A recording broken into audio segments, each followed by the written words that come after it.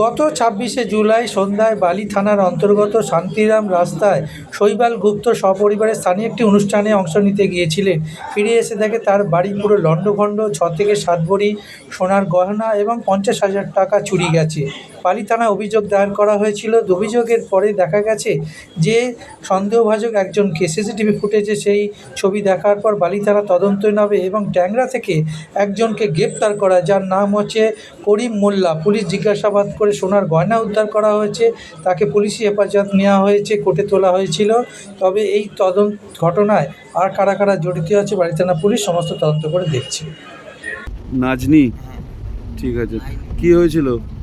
তোমার ওই বালিতে চুরি করেছিলাম, ১৪,০০০ টাকা ক্যাশ পেয়েছিলাম আর সোনা পেয়েছিলাম। ওটা আমার নিয়ে শালার হাতে দিয়েছিলাম। আমার শালার নাম কি? বুট্টু। আচ্ছা, বুট্টু আমার বউর হাতে দিয়েছিল, ওর বোনের হাতে। এখন আর বিশু ছিল, বিশু আমি ঢুকেছিলাম, আমার শালা বাইরে ছিল। বিশুর বাড়ি কোথায়? ও ট্যাংরায়। আর ওই শালা বলছিস, ওর নাম কি? বুট্টু, ও তোমার ট্যাংরায় বাড়ি। কি নাম? ভুট্টু? বুট্টু। ভুট্টু কি? বুট্টু শেখ। হ্যাঁ, বুট্টু শেখ।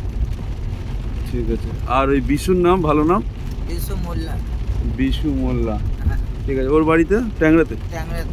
ঠিক আছে। আশপাশে তা তোরা কজন ছিলি? ৩ জন। ৩ জন ছিলি? এই ৩ জনই? হ্যাঁ। ঠিক আছে। তা নিয়ে গিয়ে কার হাতে দিয়েছিলি সোনাটা? আমার শালার হাতে দিয়েছিলাম, আমার শালা আমার বউর হাতে দিয়েছে, ওর বোনের হাতে। ও শালা ওর বোনের হাতে দিয়েছিল? হ্যাঁ। ঠিক আছে, ঠিক আছে।